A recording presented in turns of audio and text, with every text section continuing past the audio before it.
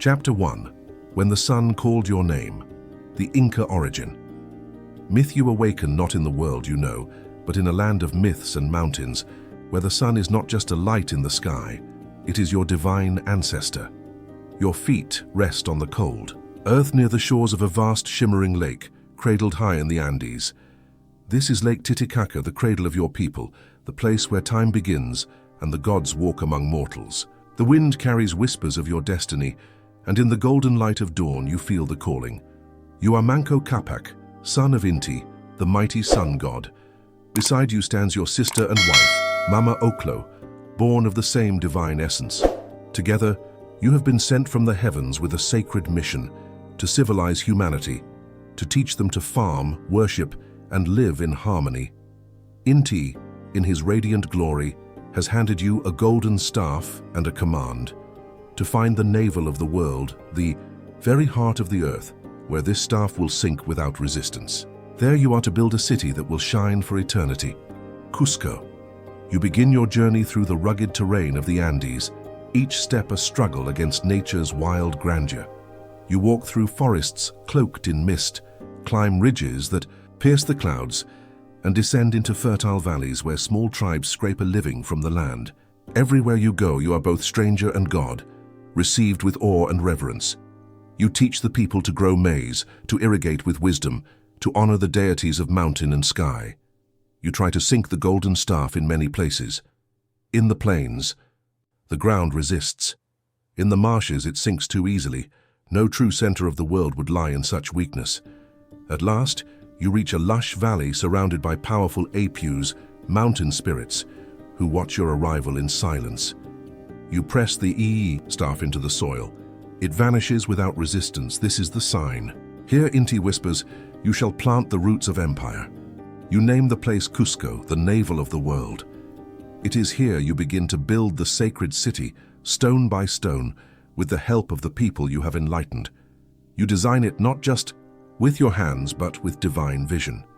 Streets align with the constellations, temples reach for the sun, and every wall is a monument to precision and harmony.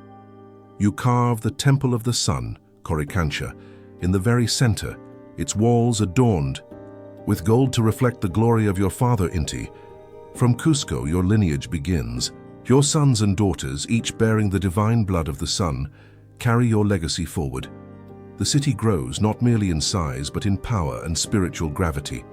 Tribes from distant valleys come to pay tribute, drawn by the luminous center you have created. They bring offerings, quinoa, potatoes, feathers, and silver, but more than gifts, they bring their allegiance. You are not just a king, you are a living bridge between earth and sky. You establish the sacred order of Inca society. Each clan or ailu has its role. Some farm, others build, others weave, and others pray. You divide the lands carefully, ensuring that everyone has enough but no one has excess. Reciprocity becomes law. If one ailu suffers a poor harvest, the others share. There is no coin, no written contracts, only trust, duty, and the ever-present gaze of the gods.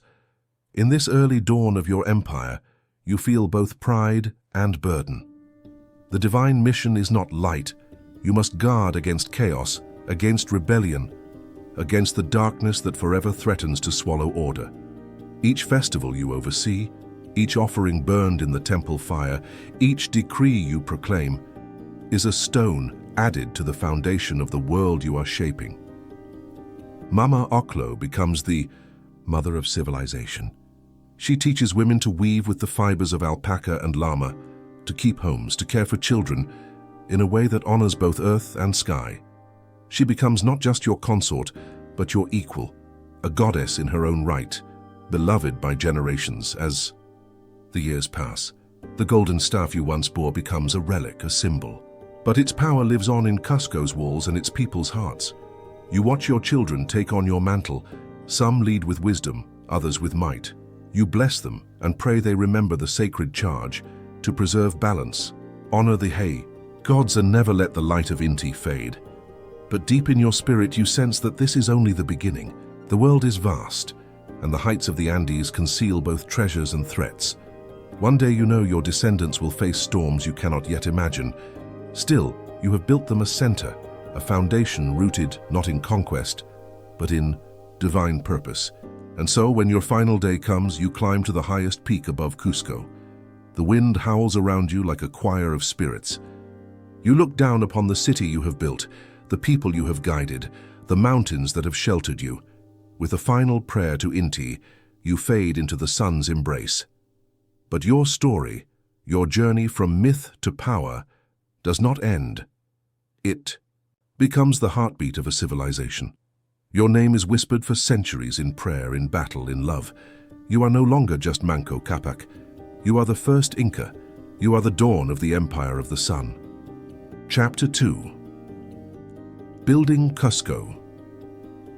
The birth of an imperial heart, you awaken once more, but now your divine mission takes shape not in legend, but in stone and sweat.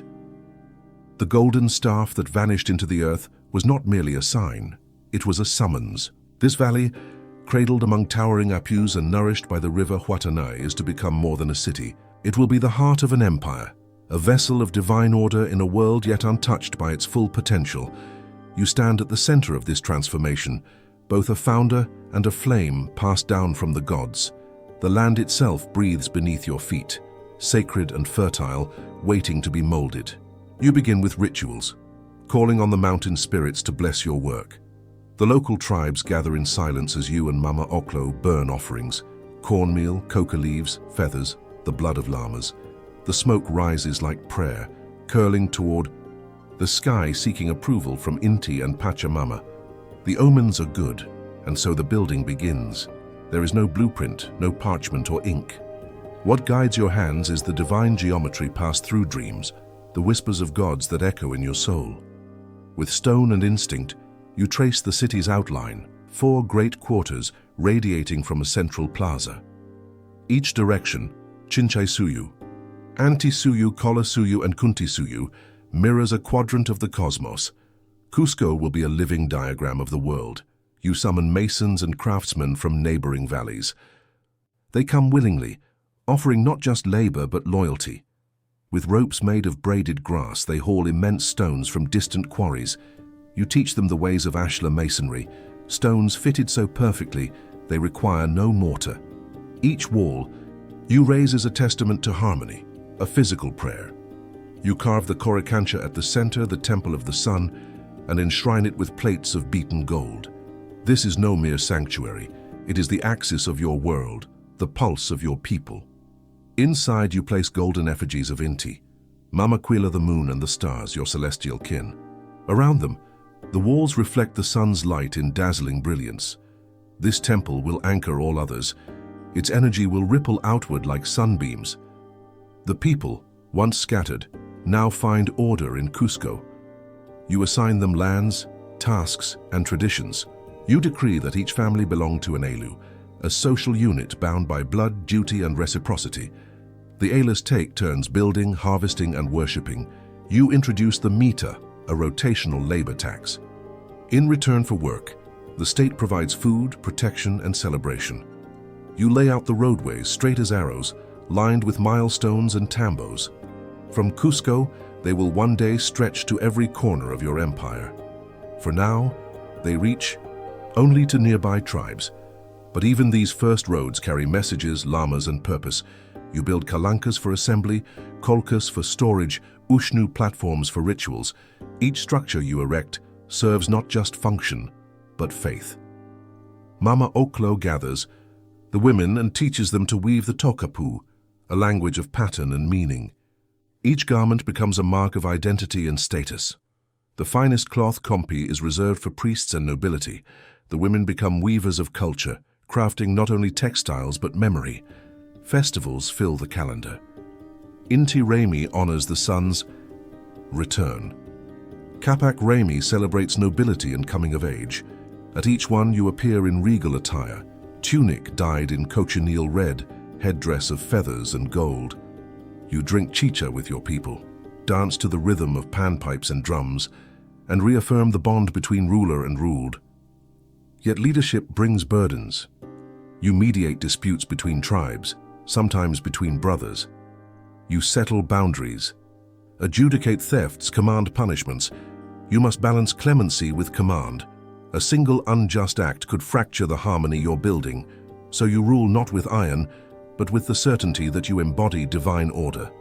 Soon, other leaders begin sending messengers and emissaries. Some offer tribute, others offer marriage alliances. A few challenge your authority. You respond with diplomacy first, but never from weakness. When one chieftain mocks your power, refusing to recognize Cusco as sacred, you lead an expedition, not to destroy but to absorb.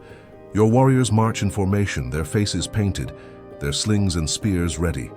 The skirmish is swift, your victory decisive. Yet you pardon the defeated and welcome them into your system. You know now that the future of Cusco lies not only in stone and ritual, but in its ability to unify. You send your sons to learn the languages of other peoples. You summon artisans from afar to teach new crafts. You plant maize in high terraces, proving that even barren hills can feed a city.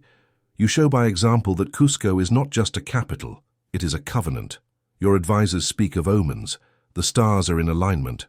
The people whisper that you walk between worlds. They say you do not age, that your shadow stretches too far to be human, but you know the truth. You are not a god. You are the bridge between gods and people, and bridges must be strong.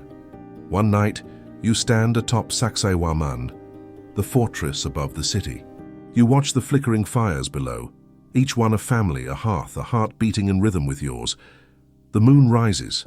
Mama Oklo joins you, her hand in yours. She says nothing. She doesn't need to. You both feel it. The empire is no longer just a dream. It has form, it breathes. When dawn comes, you descend not as a founder, but as a ruler. The people greet you with silence and then song.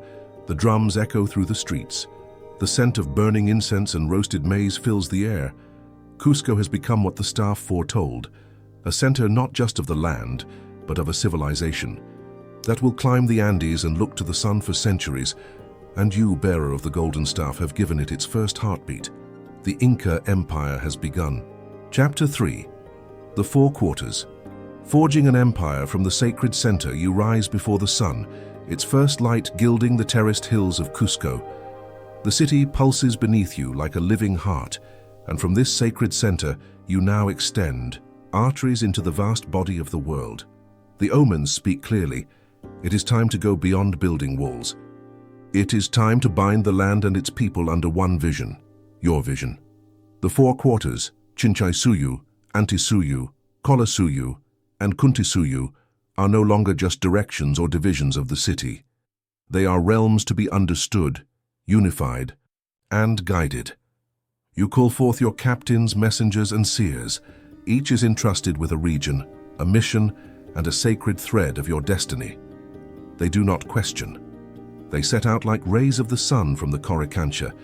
Your campaigns begin not with conquest, but with conversation. You travel in procession, drummers, priests, warriors, and emissaries forming a long, snaking river of purpose. Wherever you arrive, you speak not as a tyrant, but as a bringer of harmony. You offer gifts, coca leaves, metal tools, woven cloth, and the promise of inclusion. Some accept, others resist, but each village, each tribe you visit understands, Cusco does not seek destruction, but integration. Still, peace is not always enough. There are those who laugh at your emissaries, who defile your symbols, who gather spears in the shadows. You respond not with rage, but with precision. Your warriors move as one, slings whirring like thunder, formations shifting like tides. In the smoke of battle, you remain calm, an eye in the storm. You give your enemies one chance to surrender. If they do, you lift them up. If they do not, you strike swiftly and rebuild from the ashes. But what you conquer, you also cultivate. You instruct your generals to leave no region without a tambo, a way station for travelers and messengers. Roads are cut across cliffs and ravines carved with patience and bound by rope bridges that swing above the void. You establish checkpoints, watchtowers, and storehouses. In every region, your architects raise new towns that mirror the sacred geometry of Cusco. You implement the quipu system, cords of colored thread and knots, It becomes your empire's memory. Tax records, census numbers, harvest tallies, histories. Your Quipucamayos, trained in the language of knots, travel the land, linking the quarters to the center like nerves to a brain. Each region contributes according to its strength. From the coast, dried fish and salt. From the jungle, feathers and medicinal herbs. From the highlands, potatoes, wool and silver. You do not hoard these riches. You redistribute them in times of need, solidifying your rule not through fear but through abundance. Festivals now ripple outward from Cusco. When the sun is honored, it is honored everywhere. When the maize ripens, the entire empire feasts. You send singers and dancers, storytellers and priests to the distant valleys.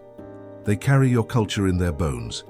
Local leaders are taught to see themselves not as subjects, but as stewards of something greater.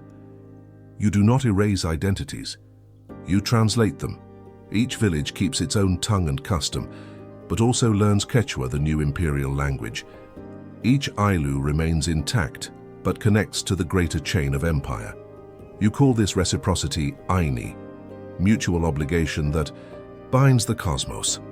When one part gives, the whole grows stronger, and when one part falters, the whole carries the weight.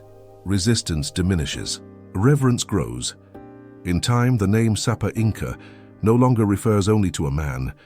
It becomes a principle, an axis around which the empire turns. You embody that principle, never distant, never still. You journey constantly, presiding over rituals, inspecting crops, hearing petitions.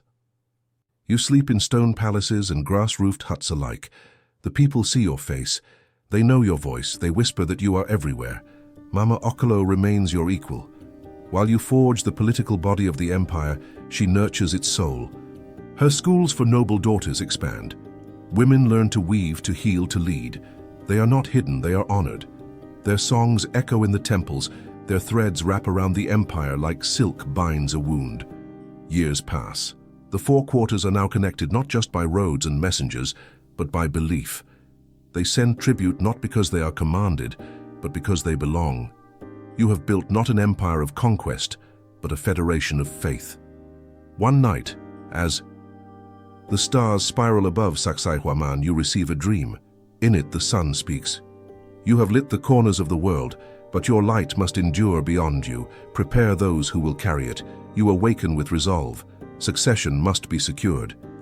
Unity must outlive the unifier. But for now, the four quarters pulse in unison. From the forests of Antisuyu to the deserts of Chinchaysuyu, from the icy peaks of Kolasuyu to the valleys of Kuntisuyu, all roads lead to one center. And from that center, your light flows. The Tawantinsuyu has been born.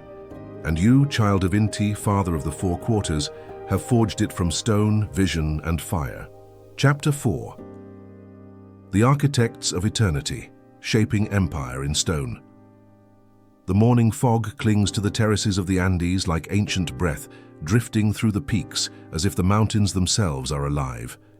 You stand at the edge of a cliff, high, above the sacred valley, your gaze sweeping across a landscape that is slowly becoming yours, not only through conquest, but through transformation. You have forged unity among the four quarters. Now, you must give the empire a body that will not decay, a skeleton of stone, a skin of terraces, a soul of sacred geometry. Your empire must be seen and touched, not just obeyed. You begin in Cusco, the navel of the world. The Coricancha, the temple of the sun, is stripped of its earlier form and reborn under your vision. You order its walls to be lined in gold, not as a display of wealth, but to reflect the very presence of Inti. Golden panels shimmer in the sunlight, casting the temple in divine light. Inside, mummies of ancestors sit in eternal vigil, surrounded by gold and woven offerings. Outside, a garden of golden corn and silver llamas testifies to a vision where nature and spirit are one. From the Coricancha, the threads of your architecture spiral outward. The roads you have built, bold veins across mountain and ravine, must be accompanied by monuments worthy of the gods. You call your architects, your stonemasons, your astronomers. Their hands bear the calluses of devotion. They speak to rock and shadow, not parchment and ink. With no iron, no wheel, no draft animals, They shape stones weighing tens of tons with tools of patience and will. You order the construction of Sacsayhuaman, a citadel that crowns Cusco like a jaguar's head. Massive zigzag walls rise from the earth, each stone cut to fit its neighbors without mortar, the seams so perfect that not even a blade of grass may pass. It is not merely a fortress, it is a statement, a roar in stone. Here, ceremony meets strength. Here, the gods descend. But Cusco is only the beginning. You travel the empire, leaving behind more than governors and generals. You leave builders. Tambos rise along the roads, rest stops for your messengers, the chasqui, who run day and night carrying news, quipas, and commands. They are the veins. Tambos are the hearts. Way stations, granaries, and storage halls dot the empire like stars in a constellation. Then there are the terraces, the endless, sweeping steps carved into the bones of the mountains. In Pisac and Ollantaytambo, in Moray and Tipon, you command the earth to feed your people. Your engineers reshape hillsides into green ladders that descend into the clouds. Crops bloom where once only rock reigned. Drainage, irrigation, microclimates, each. Terrace is a laboratory and a field, a poem and a machine, yet your greatest creation is hidden. Above the Urubamba River, shrouded by mist and silence, rises a city of revelation, Machu Picchu. No one outside your court knows why you build it, or even that it exists. It is not meant to be known. It is a sanctuary, a celestial observatory, a retreat for your priests and chosen ones. Here, the cosmos meets the earth. Stones align with solstice. Temples catch the sun at its zenith. You walk its paths and feel the gods breathe. Your empire does not build with stone alone. It builds with meaning. Each village retains its own spirit, its huaca. You do not erase their sacred places. You incorporate them. Your architects design temples that hold these spirits, blending the local with the imperial. Each place becomes both itself and part of something larger, a single vision, refracted across countless landscapes. Even time is caught in your web. You raise pillars on summits to track the sun's shadow. You mark solstices with festivals and equinoxes with rites. Your calendar is stone. Your sky is your clock. Your temples speak to the stars. Knowledge becomes a craft. You order the creation of schools for architects, quipucamayocs, and weavers. Each generation teaches the next. You inscribe memory not on tablets but in motion, in ritual, in stone, in cloth. In every corner of the empire, builders rise who have never seen you, but who trace your will in every beam and block. You visit the quarries, you kneel beside the stonemasons and hear their songs, songs that whisper to the rocks, that praise the mountain gods that carry the weight of generations. You nod, you understand. They are not merely workers, they are priests in a church of granite, and always you return to Cusco. The city blossoms like a lotus of stone. Your palace rises beside the homes of the nobles. Your walls interlock with those of the people. Nothing is separate. The sacred and the mundane breathe the same air. You do not elevate yourself above the people. You anchor yourself among them. At sunset you stand atop Sacsayhuaman. The stones glow orange and red. Below, Cusco radiates in sacred geometry. Its roads like sunbeams, its quarters like petals. You close your eyes and feel the empire thrum beneath your feet. You have not built for glory, you have built for eternity. Let the stones speak when tongues fall silent. Let the terraces feed when memory fails. Let the sun touch what you have shaped and say, "This was the work of a people who saw the gods in stone. This is your architecture. This is your immortality. This is Tawantinsuyu, cast in granite and gold." Chapter 5. The Keepers of Balance, Law, Loyalty, and the Web of Aini. The roar of rivers, the rustle of maize, the steady beat of feet upon stone roads. This is the rhythm of Tawantinsuyu, and you, the Sapa Inca, are its heartbeat. But even a heart must be governed by pulse and measure, for without rhythm there is only chaos. And so, having forged unity and shaped the empire in stone, you now turn your will toward a more delicate task, ensuring order without crushing spirit, enforcing law without breeding tyranny, nurturing loyalty not from fear, but from reciprocity. The Andean world breathes a principle older than the empire itself, Aini, the sacred balance of give and take. And now you must thread that principle through every fiber of your domain. You begin with structure.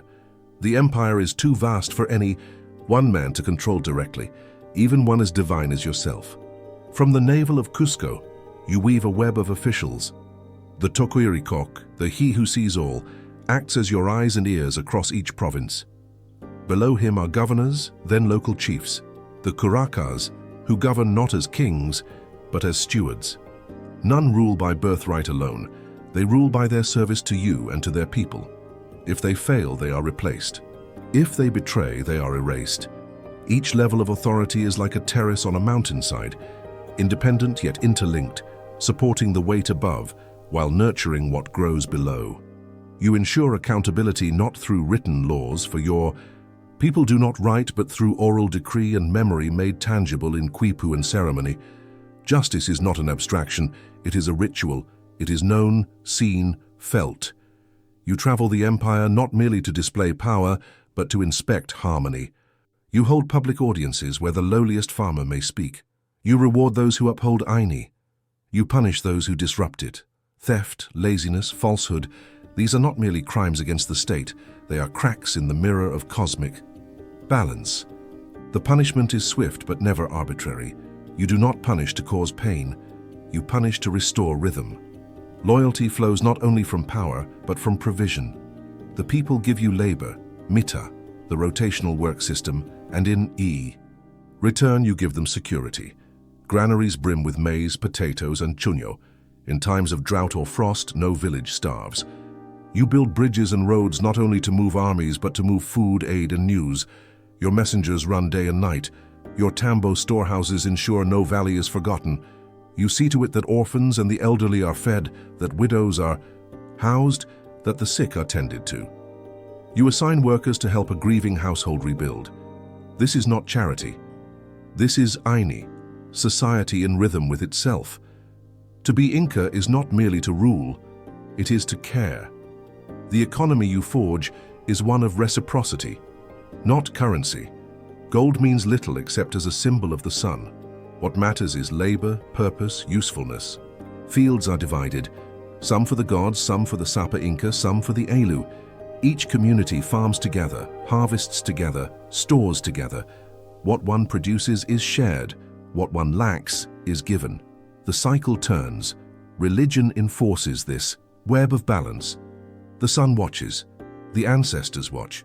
Every action echoes across generations. You expand the cult of Inti, but not to erase other gods. You fold local deities into your system, building temples to both old spirits and new order. Each village honors its huaca, but also gives thanks to Inti. The empire is not a monolith, it is a mosaic. You elevate the amautas, the wise teachers. In schools across the empire, they instruct the sons of nobility, not only in history and law, but in astronomy, ethics, and ritual. They are the keepers of memory and morality. They teach that to serve the empire is to serve the world, and that harmony is not submission, it is strength shared. To instill unity, you shape identity. The people dress in woven patterns that mark their region, their station, their role. You promote Quechua as the common tongue, not by force, but by necessity, used in trade, in court, in festival. Slowly it becomes the sound of unity. You do not demand assimilation. You craft convergence. Festivals bind the distant corners of your land. On Inti Raymi, the Feast of the Sun, offerings are made across all quarters. Fires blaze on mountaintops. Dancers wear feathers from the jungle and shells from the coast. The empire pulses in shared breath. At such moments, even the stars seem to align. In Cusco, you model what you demand. You walk among the people. You participate in rituals.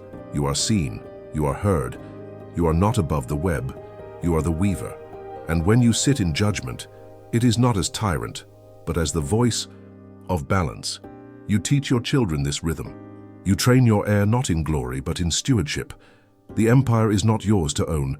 It is yours to guide like a llama over narrow paths, firm yet gentle.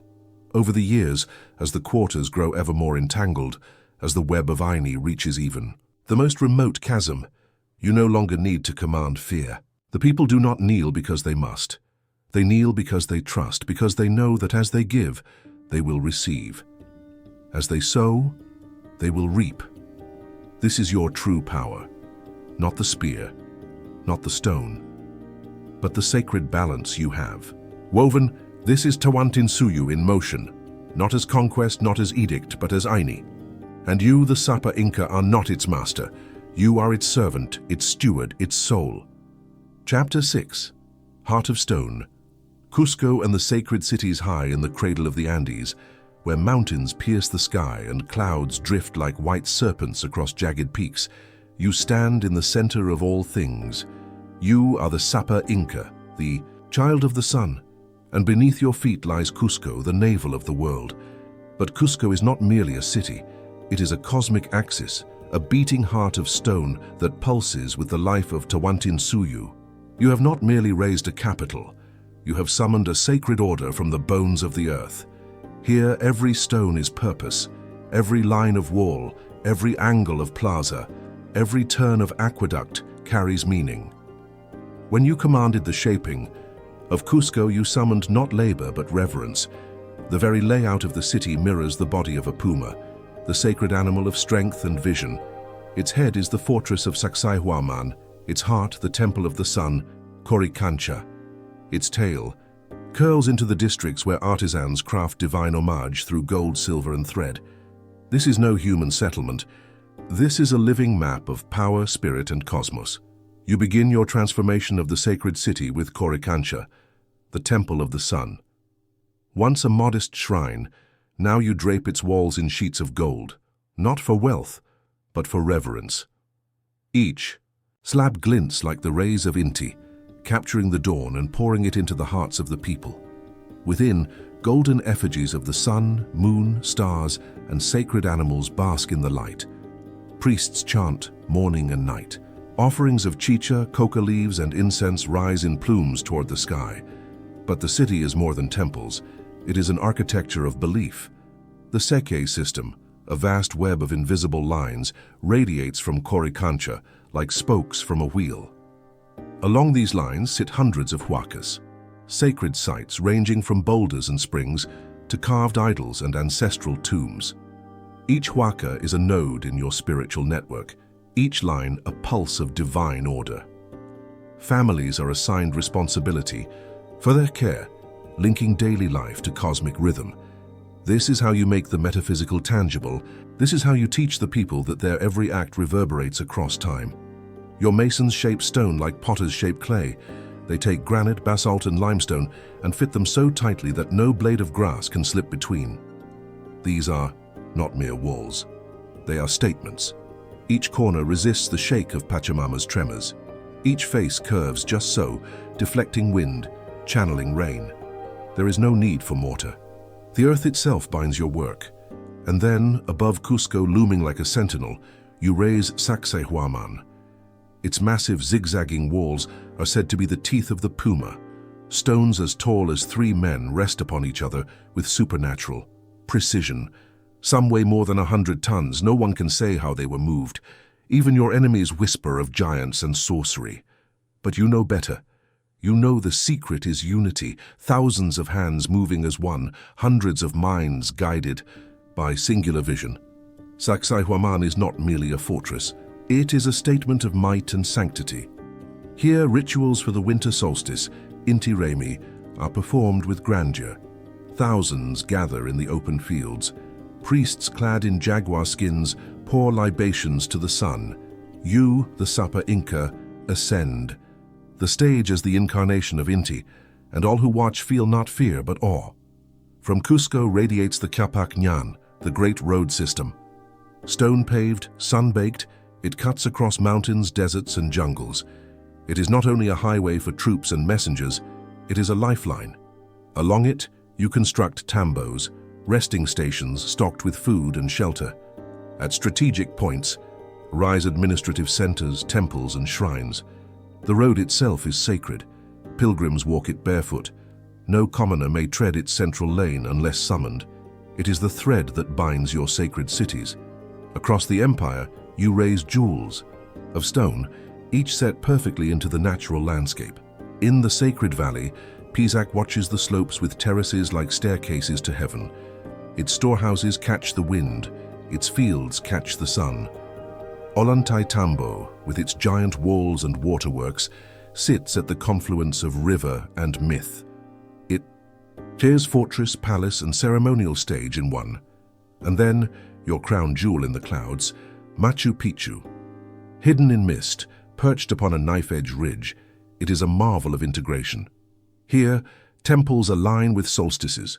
Water channels sing with precision. Agricultural terraces bloom in impossible places. You did not build this to impress foreign eyes. You built it to commune with the divine. Perhaps it is a royal retreat, perhaps a ceremonial gateway, perhaps a pilgrimage site. Its purpose is known only to a few, but to walk its steps is to feel closer to the gods. At Tipon, you demonstrate mastery of water. Stone canals whisper through terraced gardens, feeding pools and fountains in measured flow. Here priests study hydrology and ritual. They learn that water is not merely sustenance, it is spirit, it is memory, it is a song. Even your coastal outposts and jungle peripheries echo the sacred architecture. In Tambo, Colorado, red and yellow. Pigments still cling to walls shaped with perfect symmetry. In the far north, Cajamarca bears temples where once kings kneeled. Everywhere the empire rises in harmony. You standardize construction techniques, but you do not erase local voice. Each region builds with its own stone, its own tradition, its own flair. Yet the harmony remains. This is the miracle of your vision. Diversity without dissonance. Your builders are more than workers. They are artists, engineers, prophets in stone. They measure solstices, equinoxes, shadows, and stars. They carve staircases that follow constellations. They know that when they raise a city, they raise a prayer. Even the dwellings of common folk are touched by order. Communities are planned in clusters. Each ailu has its space. Fields radiate in logical tiers. Streets align with wind and sun. You shape not only where people live, but how they think. Education flourishes alongside architecture. In Cusco, noble. Youth study in schools of governance, astronomy, and history. They learn not only how to rule, but how to build. They memorize the layout of sacred cities. They recite the names of architects and engineers. They are taught that to design is to serve. You assign stewards to preserve the cities. Masons maintain temples. Farmers tend terraced slopes. Priests guard the sanctity of shrines. Everything, lives, everything must be honored. Over time, the very presence of stone becomes a teacher. A child standing before Coricancha learns reverence. A farmer walking the roads learns pride. A pilgrim reaching Machu Picchu learns humility. Even after your bones return to earth, these cities will stand. When storms come, they will not crumble. When foreign feet step upon their stones, they will still whisper the old names. They will still point to the stars. This is your legacy, not merely conquest, not merely gold, but cities carved in rhythm. With the earth, cities that breathe, you are the Sapa Inca and the stones will remember. Chapter 7. The Sacred Thread. Religion, cosmos, and the Inca worldview. The empire you command, towering from sea to summit, rests not only on stonework and politics, but on a vision of the world as sacred and interconnected. As the Sapa Inca, you do not merely govern bodies, you shepherd spirits. The gods walk with your people. The mountains speak, rivers remember. The stars whisper omens across the velvet sky. Your world is not divided into the spiritual and the material. They are threads of the same tapestry. And now, you must weave that cosmic tapestry into the very fabric of empire. It begins with Inti, the sun. He is not only your divine father, but the origin of your right to rule. His light feeds the maze, guides the calendar, warms the altiplano. Your palaces shine with gold not for vanity, but as mirrors to his glory. You build temples in his honor, the Coricancha in Cusco, the Temple of the Sun in every major city. Their gold walls blaze with the sunrise. Priests tend to sacred fires that must never die. And at dawn, you too rise to face the east, not as conqueror, but as sun. But Inti is not alone in the heavens. You revere Pachamama, the Earth Mother, who feeds and cradles. You honor Ilapa, god of thunder, whose voice echoes through mountain storms. Each Apu, each mountain spirit is a living guardian, each lake a memory, each tree a witness. You teach your people that nature is not to be owned. It is to be respected, fed, and consulted. The empire's priests, the Wilak Umu, high priest, of the sun, and a network of temple attendants, diviners, and healers form a second spine to your state. They read the future in the flight of birds, the patterns of maize husks, the stars above. They guide your timing for war and harvest. They lead ceremonies to bless the planting, to purify the sick, to call rain or banish pestilence. In there, chance time folds. In their rituals, memory lives. You preserve the sacred by preserving its keepers. Virgin priestesses, the Akla or chosen women, live in seclusion to weave garments for the gods, to brew sacred chicha, to tend to the holiest. Rites. Some become wives to the nobility. Others are dedicated entirely to divine service. Their hands stitch faith into fabric. Their silence holds songs. Each community has its huaca, a sacred site, a rock, a spring, a tree. It is there that the people leave offerings, coca leaves, chicha, feathers, even llamas. In special times, human life is given, not in cruelty, but in sacrifice, the ultimate reciprocity. For to give blood is to nourish the earth, to return life for life. The chosen are honored, mourned, remembered. Festivals bind this spiritual life to the calendar. The Inti Raymi, held at the winter solstice, is your grandest offering to the sun.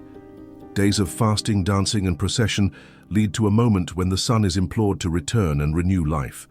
Across the empire, the same prayers rise in unison. From mountaintop to coastline, the world is reborn through ritual. But you do not erase the gods of the conquered. You absorb them. You allow their worship to continue, but you nest it within your cosmic order. A jungle spirit may remain, so long as it bows to Inti. A coastal shrine may stand, so long as it echoes your authority. You understand that conquest of the soul is not done by blade but by inclusion. The Inca way is not obliteration, it is absorption. You call it Tinku, the meeting and merging of forces. You see that belief is more than ritual, it is architecture. In Cusco, streets align with stars, temples mirror constellations. Your architects carve the world to echo the heavens.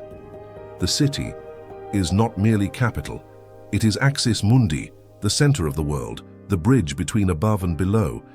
Its layout speaks myth, its stones remember. Death, too, is not an ending in your empire. It is a transition. The mummified ancestors of noble lineages are fed, clothed, consulted. In great processions, they are carried through the streets. You attend councils where the dead are present, seated in silence. They are not gone. They are part of the governance. They whisper from beyond, guiding your hand. And you? You are not merely king. You are Intip Turin, son of the sun. Your body is sacred. Your breath is law. When you die, you do not disappear. You become ancestor, deity, symbol. Your palace is not inherited. It remains yours forever. A new palace is built for your heir. The dead and the living rule side by side, each in their domain. You commission Quipucamayocs to preserve not only census and crops, but omens, festivals, dreams. You command Amutas to teach cosmology to noble youth so that the next generation may walk with reverence. You call upon Yashaks, the knowers, to interpret what science and spirit blend into one truth. You do not separate knowledge from worship. You do not divide earth from sky. And in this harmony the people thrive. They do not pray from fear. They celebrate through faith. In every gesture, a prayer. In every field, an altar. In every harvest, a hymn. You have not merely built an empire, you have sanctified it. In Tawantinsuyu, the sacred is not far. It is not hidden, it is here. And you, Sapa Inca, are its living thread. Chapter 8. The veins of empire, roads, messengers, and the pulse of Tawantinsuyu. You stand atop a windswept ridge where the sky kisses the earth, and beneath your sandaled feet lies a marvel unseen in any other empire. A road that stretches, like a vein through the mountains, coasts, forests, and deserts of Tawantinsuyu. This is not just a road, it is the pulse of your dominion. It is how your voice reaches the farthest provinces, how your will travels swifter than the sun's arc. The Inca road system, known as the Capac Ñan, spans more than 25,000 miles. Winding through the Andes like arteries from a beating heart, these roads are built with such precision that even centuries later their stones endure. Suspended bridges of woven grass span deep ravines. Stairs carved into living rock ascend into clouds. No empire has ever connected its people with such mastery of terrain. You have not conquered nature. You have partnered with it, tamed it with reverence. Your roads are wide in the sacred center, narrow in the steep provinces, yet they are all linked to one purpose: control, communication, and unity. From Cusco, your navel of the world, radiate these lifelines: to the north toward Quito, to the south to Lake Titicaca, to the coasts of the Pacific and eastward into the cloud forests and beyond. And upon these roads run your most trusted servants, the Chasqui, imperial messengers who carry not just words but life itself. They are lean, disciplined, and fast, trained from youth to leap across altitude and breath. Stationed in relay outposts called tambos every few kilometers, they pass messages, goods, and even fresh fish from sea to capital in a matter of days. No horses, no wheels, only muscle and rhythm, sandals and spirit. They carry quipus, those knotted cords that contain census data, military commands, royal decrees. A single cord can hold the fate of a village, a bundle, the destiny of a province. These cords are read by quipucamayos, keepers of memory. Trained in the language of knots and strings, the Chasqui are their legs. Together they form the central nervous system of your realm. The tambos themselves are marvels, rest stations, storage houses, and waypoints fortified with supplies, weapons, food, and blankets. They are garrisons and granaries. Every tambo pulses with readiness. Every road segment brims with order. No other empire on earth has woven such efficiency into its soil. The road also carries your armies. Foot soldiers trained in loyalty and discipline can march from one province to another in astonishing time. Supplies await them at tambos. Bridges bear their weight. Scouts report enemy movements before a sword is drawn. With roads like these, rebellion cannot hide, resistance cannot spread. Your empire breathes in unison. But more than soldiers or messengers, the road carries ideas. Along its length travel customs, songs, dialects, fashions. Highlanders learn of ocean tides. Jungle dwellers wear woven shawls of the Altiplano.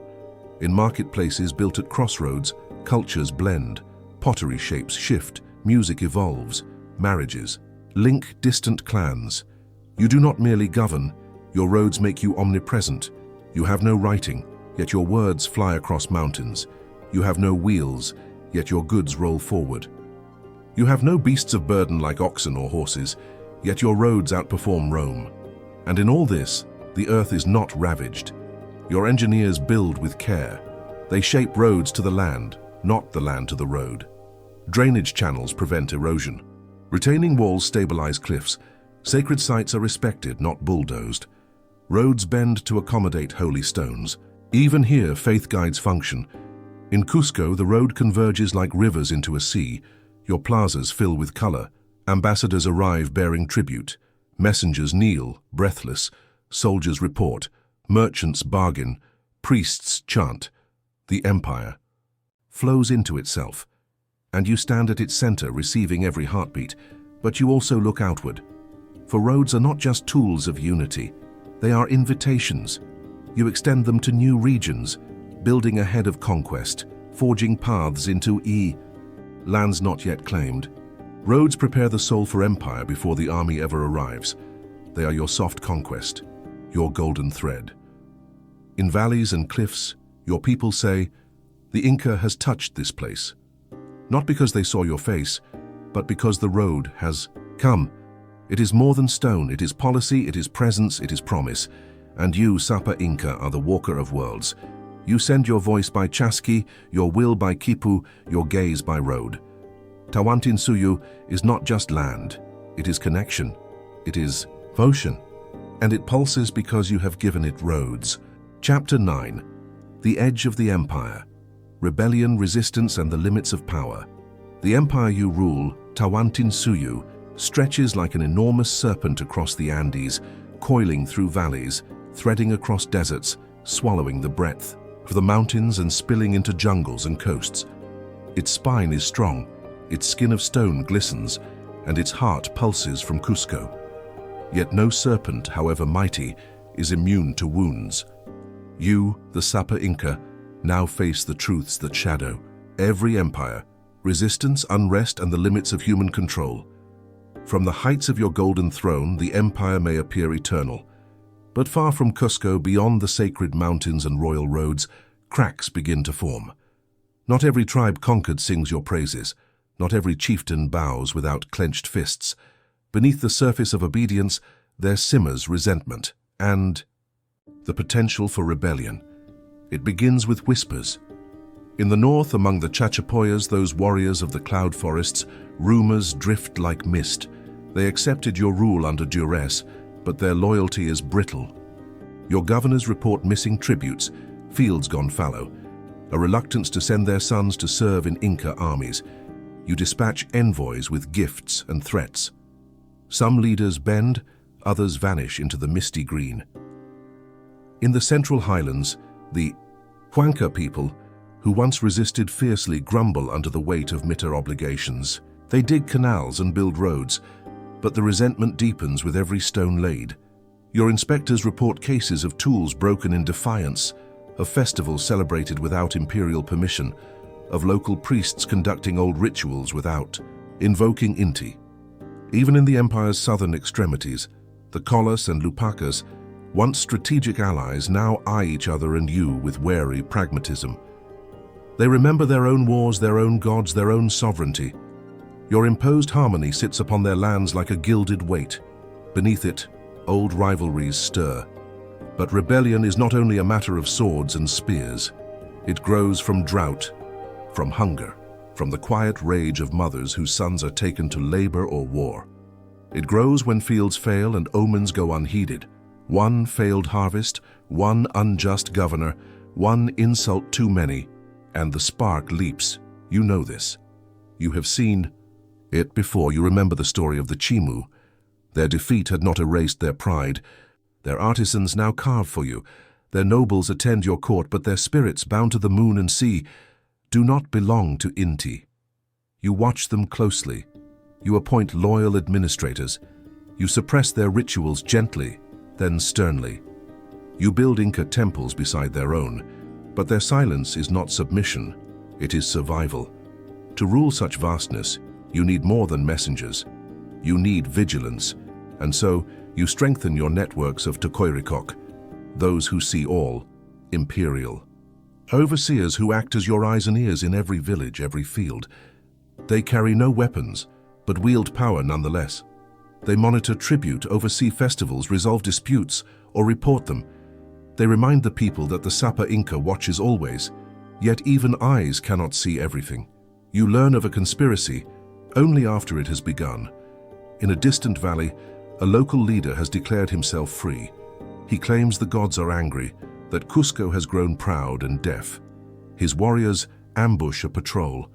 They burn a storehouse. They proclaim the old ways. You respond swiftly. A general is dispatched with a disciplined force. The rebels are crushed, their leader captured and paraded in chains. Public sacrifices are made to appease Inti. The message is clear. The empire does not tolerate defiance, but in the silence that follows, you sense it, the cost of such victories. Each rebellion subdued seeds a memory. Each punishment stokes a legend. And yet you are not a tyrant. You understand the difference between force and unity. You implement reforms. You replace harsh governors with more just ones. You convene councils with local elders. You allow festivals to retain old songs so long as they praise Inti alongside other gods. You preach Tinku, the meeting of forces, not just in conquest but in governance. Still, the limitations grow clearer. Your empire is a marvel, but it is human. Roads crack. Governors grow corrupt. Grain spoils in distant storehouses. Priests argue over omens. In far valleys, young warriors dream of forgotten kings. The dream of unity strains against the pull of difference. The divine order you impose is questioned by those who remember other stars. You begin to feel the weight of rule not just on your shoulders, but on the very idea of the Sapa Inca. The title that once crowned you as a god now shackles you with impossibility. How can one man, however divine, truly govern the breadth of mountains, rivers, forests, deserts, and dreams? So you invest in symbols, you rededicate temples, you issue royal decrees that blend law with prophecy, you send new architects to reinforce sacred sites. You increase the role of the Quipucamayos, tasking them not only with accounting but with recording histories, your histories. You know that rebellion can be erased from the field, but never from the memory. And so you try to shape that memory. In ceremonies, you emphasize your divine lineage.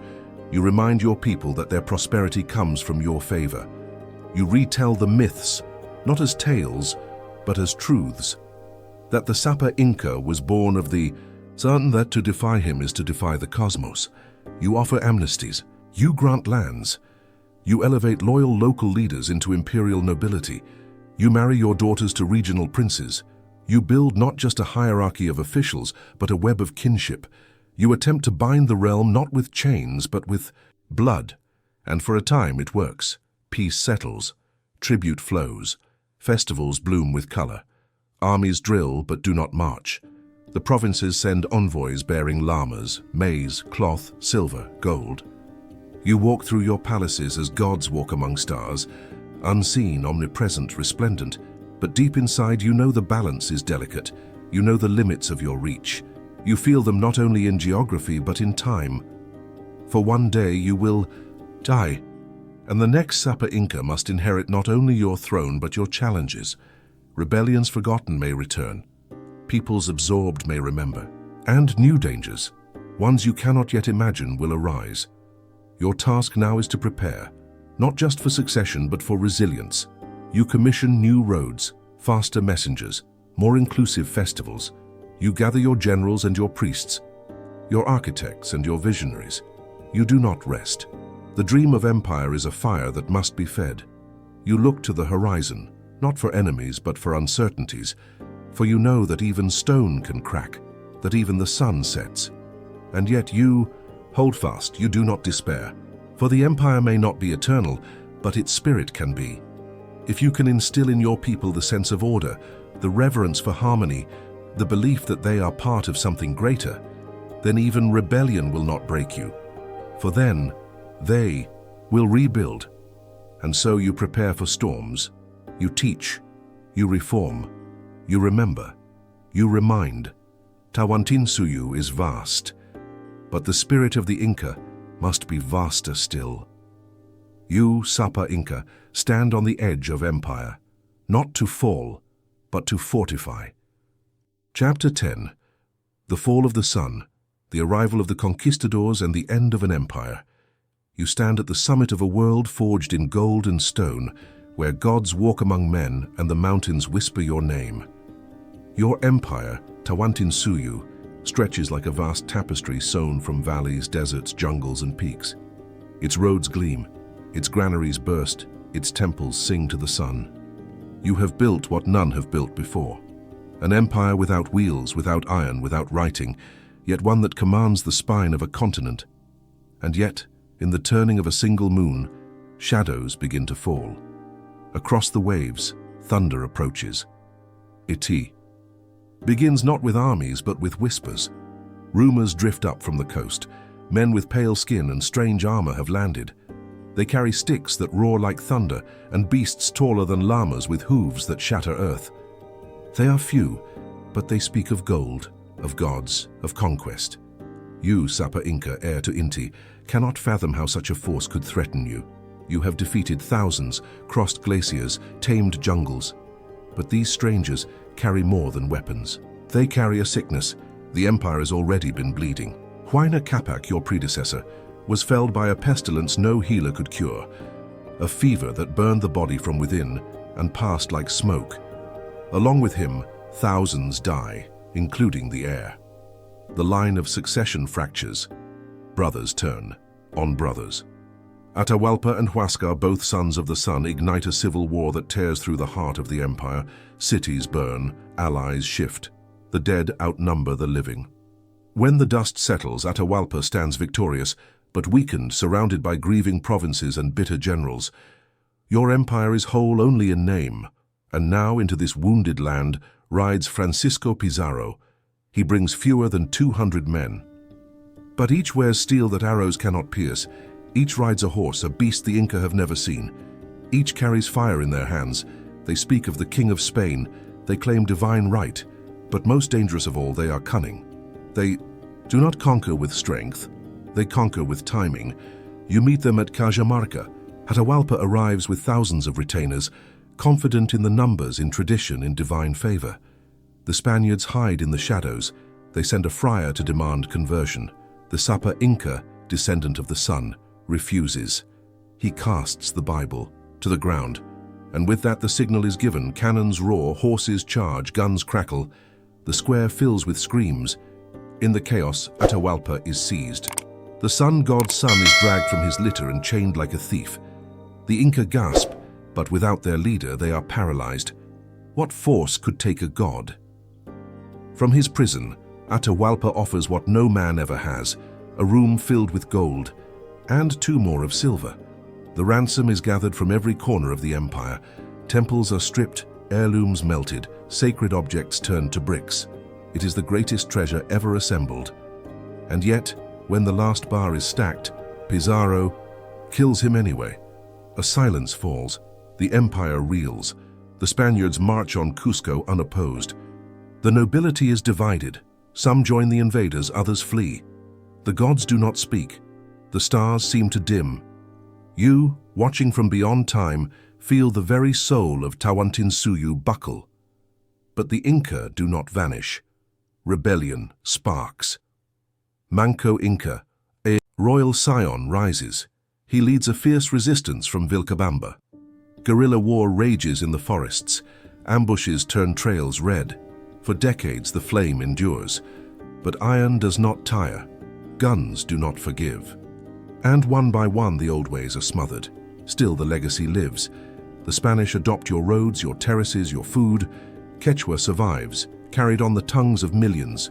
The Quipas are hidden, the stories whispered. In the stones of Cusco, the sun still sleeps. In the heart of the Andes, the soul of the Inca waits. You Sapa Inca are gone, but not forgotten. You, child of Inti, are now a myth, and myths never die.